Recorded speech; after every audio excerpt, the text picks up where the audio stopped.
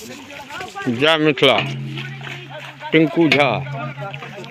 देखियो मिथिला के माछ पोखरी में तालाब से निकल कर देखियो देखियो देखियो माछ मिथिला के माछ पान और मखान में माछ देखियो और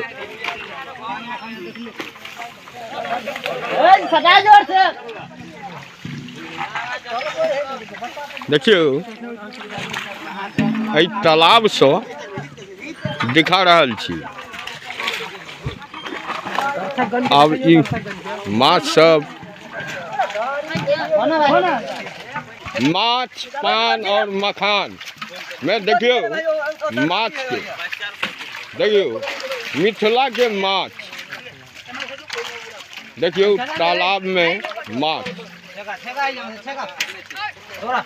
मिथिला के पोखरी में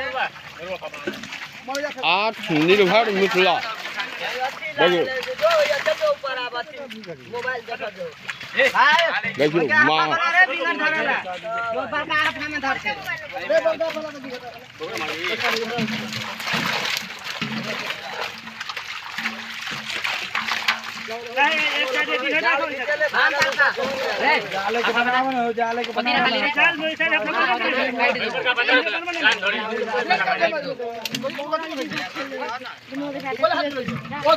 वही साइड वाला की नहीं वाला